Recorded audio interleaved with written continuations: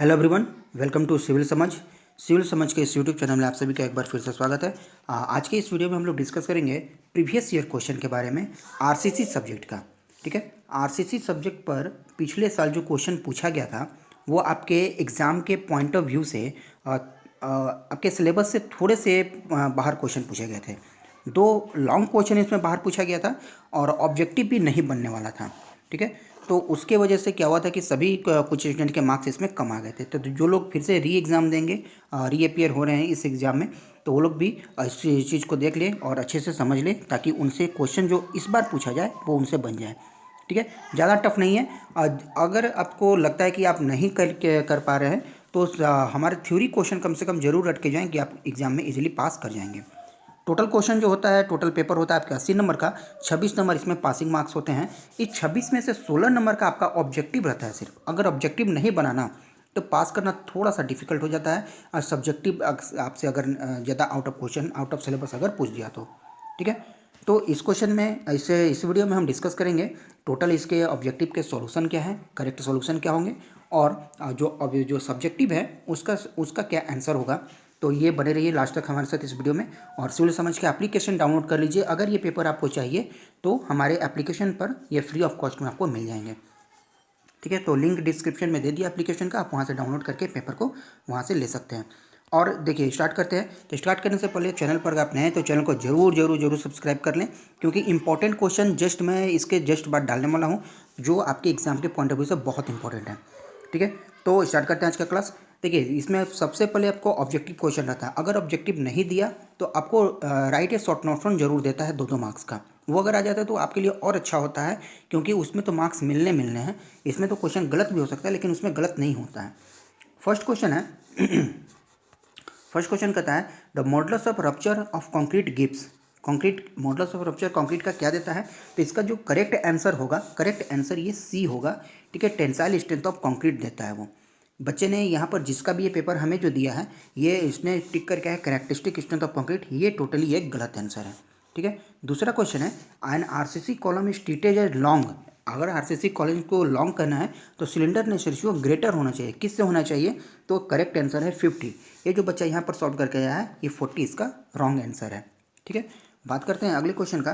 Pick up the incorrect statement. इसमें से गलत स्टेटमेंट बताना है for the tensile enforcement bars of A rectangular beam. हाँ, इसका जो करेक्ट आंसर होगा tensile strength of A rectangular beam, इसमें ये गलत है। ऑप्शन नंबर सी इसका सही आंसर होगा।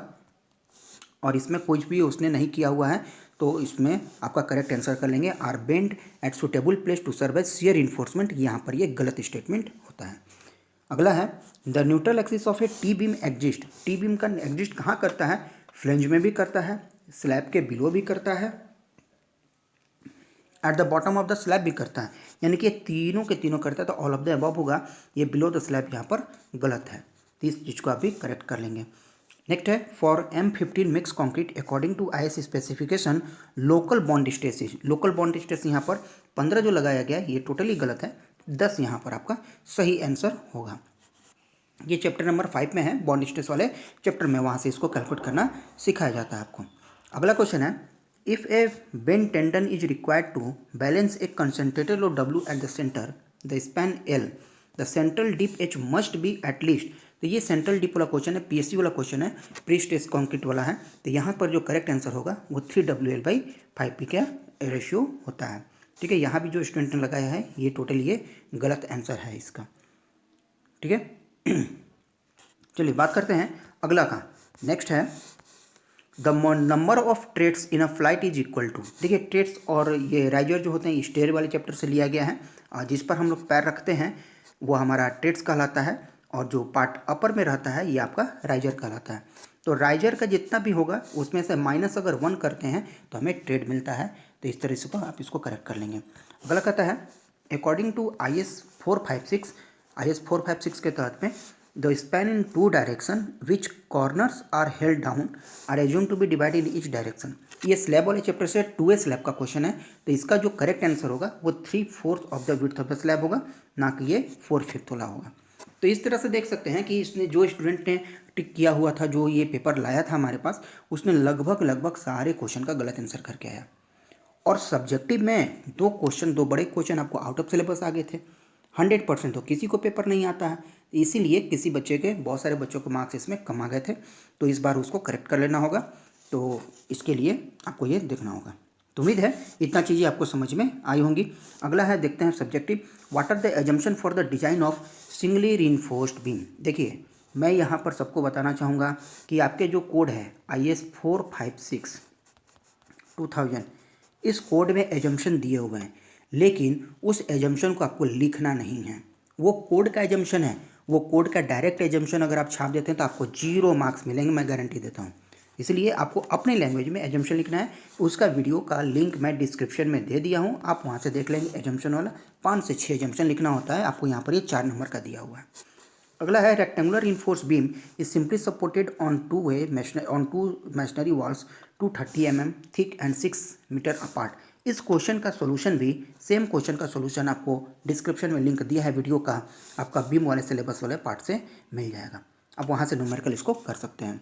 अगला कहता है, डिजाइन ए simply supported roof slab. Slab का भी देखिए, ये 2A स्लैब का क्वेश्चन दिया हुआ है, तो स्लैब वाले चैप्टर में ही आपको मिल जाएगा। स्लैब का भी हमने डिस्क्रिप्शन में लिंक दे दिया हूँ, आप वहाँ से इस क्वेश्चन को भी कैरी कर सकते हैं। ठीक है। अगला है, dogleg stair for a building. देखिए, ये डॉगलेग स्टेयर का क्वेश्चन आपके सिलेबस से बाहर का चीज़ है। क्यों बाहर का चीज़ है? टोटली 16 नंबर का दे दिया है, क्योंकि सिलेबस में स्टेयर के इंट्रोडक्शन के बारे में है, ना कि डिजाइन के बारे में है। वो कहता है कि आपको सिर्फ ये जानना है कि स्टेयर होता क्या है, कितने तरह के होते हैं, और किसको क्या नाम है, टर्मिनोलॉजी क्या है। डिजाइन उसका नहीं पढ़ना है आपको, डिजाइन बीटेक में पढ़ना है। तो यहाँ पर आपका क्वेश्चन दे दिया है डिजाइन करने का, आउट ऑफ सिलेबस हो गया 16 नंबर का। ये एग्ज़ाम के बाद JOT को हमने नोटिस भी भिजवाया था अपने कॉलेज से, तो उसका कोई रिप्लाई नहीं आया था, कुछ नहीं इन्होंने किया। जो आ गया कहता है कि इसमें सारे में से सारे आपके कंपलसरी तो नहीं होते, ऑप्शनल होते हैं, आप बच्चा छोड़ सकता है उसको।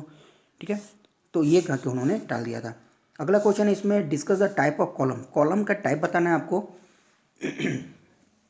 कॉलम का टाइप बताना है कि लोडिंग के आधार पर कितने तरह के कॉलम होते हैं, सिलेंडरनेस रेशियो के आधार पर कितने तरह के कॉलम होते हैं, और लेटरल रिइंफोर्समेंट के आधार पर कितने तरह के कॉलम होते हैं।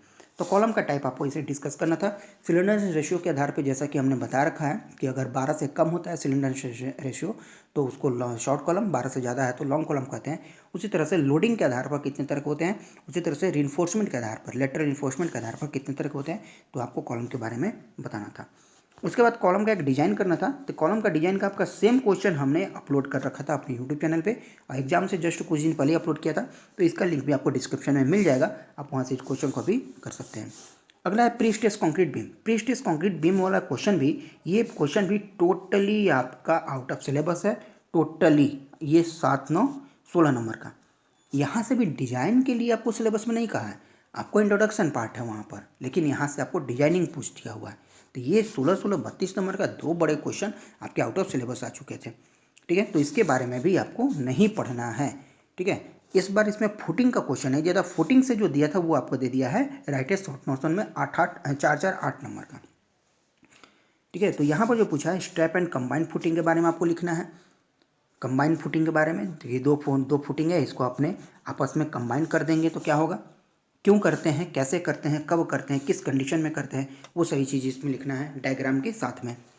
Design and durability of concrete के बारे में आपको इसमें लिखना था राइट ए शॉर्ट नोट्स में, कि कंक्रीट का डिज़ाइन हम लोग कैसे करते हैं, क्यों करते हैं, और कंक्रीट की ड्यूरेबिलिटी क्या होती है, उसके बारे में आपको यहाँ पर मेंशन करना था। अगला है प्री टेंशनिंग के लॉसेज के बारे में। प्री स्ट्रेस में जो लॉसेज होते हैं, 5 तरह के लॉसेज होते हैं, उन लॉसेज के बारे में आपको राइट ए शॉर्ट नोट्स में लिखना था। और टाइप्स ऑफ फुटिंग कितने तरह के होते हैं, वो उसके बारे में आपको लिखना था यहाँ पर। तो इन सभी का डिस्क्रिप्शन में लिंक हमने दे दिया है, वहाँ से वीडियो को आप देख करके अपना नोट्स बना सकते हैं। अगर आपको ये पेपर चाहिए, ये हमारा प्रीवियस ईयर का आपको ये पेपर चाहिए, तो हमारा एप्लीकेशन है सिविल समझ का एप्लीकेशन है, प्ले स्टोर से जाके आप इसको डाउनलोड कर सकते हैं। वहाँ पर ये आपको पेपर फ्री ऑफ कॉस्ट में मिल जाएंगे। उम्मीद करते हैं आज का ये पेपर आपको की तैयारी करने में हेल्प करेगा, और हमारे चैनल पर नए तो ज़रूर सब्सक्राइब कर लें। वीडियो अच्छी लगे तो लाइक और शेयर करना ना भूलें, और वेट करें, बस 2 से 3 दिन में आपको अपना इंपॉर्टेंट क्वेश्चन आपको अपने यूट्यूब चैनल पर जरूर देखने को मिल जाएगा। तो मिलते हैं अपने नेक्स्ट क्लास में कुछ नए टॉपिक के साथ। Thanks for watching.